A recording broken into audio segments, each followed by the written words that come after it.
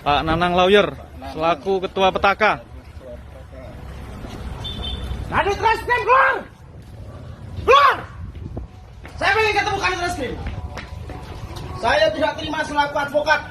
Kita menurut undang-undang advokat adalah aparat penegak hukum yang sama dan sebanding dengan mereka semua. Betul. Saya tidak terima ketika klien kami menyampaikan. Apa kurang? Bukan. Apa kurang? Apa tuh Pak? Apa tuh Pak? Negara apa kurang? Apa tuh Pak? Saya terus terang mendapatkan ya kuasa hukum 40 juta rupiah. Ini silakan ambil semua. Hei.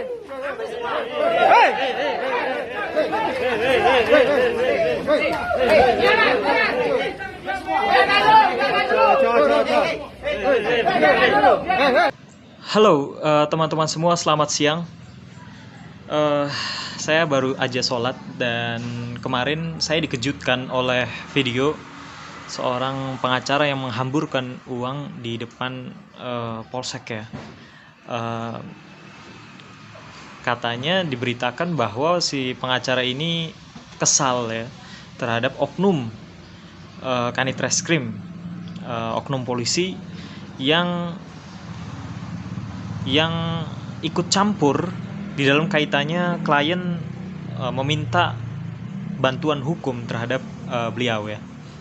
Saya ingin mencoba untuk melihat sedikit secara aspek legal tentang apa yang dikatakan oleh advokat tersebut tentang penegak hukum yang sama, yang seimbang dengan kepolisian, bahwa memang ada di dalam undang-undang advokat pasal 5 bahwa advokat itu adalah penegak hukum yang setara dengan penegak hukum yang lain, hakim, jaksa, polisi. Jadi menurut saya, jika memang benar oknum polisi atau Kanit Reskrim itu merekomendasikan atau menasehati klien atau pihak yang terlibat atau pihak yang disangkakan di dalam kepolisian atau dilaporkan, terus oknum polisi tersebut menasehati agar tidak memakai pengacara, itu adalah hal yang tidak sepatutnya dan melanggar marwah dari kepolisian. Bahwa sejatinya memang kita harus tahu bahwa banyak sekali orang awam yang tidak memahami atau sedikit tidak memahami tentang aspek legal formal yang berkaitan dengan misalnya pidana dalam kaitannya dengan kepolisian.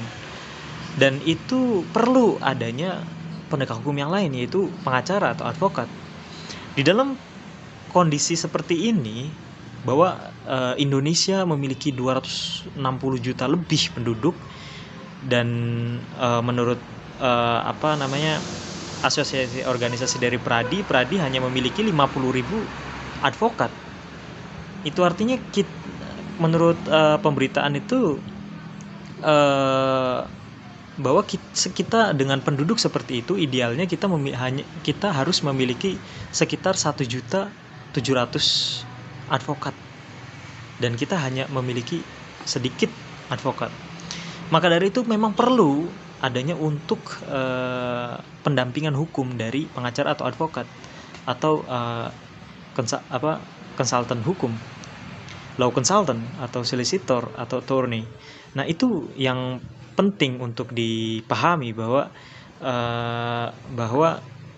menurut saya oknum polisi tersebut tidak mengerti hakikat dari mengapa adanya advokat dan mengapa undang-undang advokat itu dilahirkan untuk menjadi penegak hukum di antara para pencari keadilan.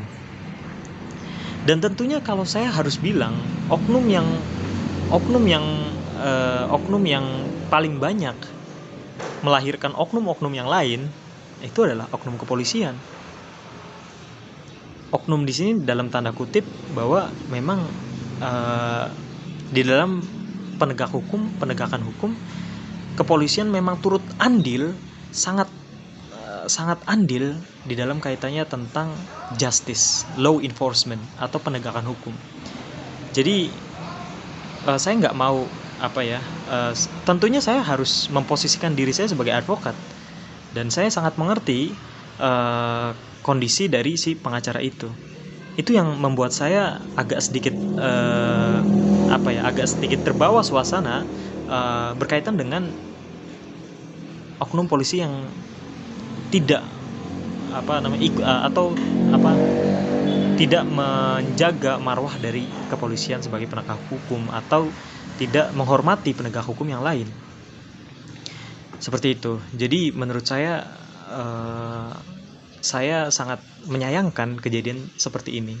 Walaupun akhirnya kita harus bisa menenangkan diri sejenak untuk melakukan komunikasi yang lebih dalam terhadap si oknum tersebut. Dan sangat disayangkan juga oknum polisi tidak langsung mengklarifikasi, mungkin sudah mengklarifikasi, dan perlu adanya temu sapa atau komunikasi yang lebih dalam terhadap si pengacara dan oknum kepolisian ini. Seperti itu.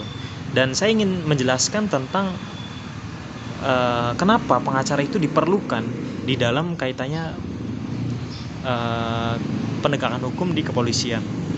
Bahwa sejatinya kepolisian dalam hal ini adalah penegak hukum yang sama-sama mencari keadilan di antara para pihak. Jika kepolisian dianggap atau diposisikan sebagai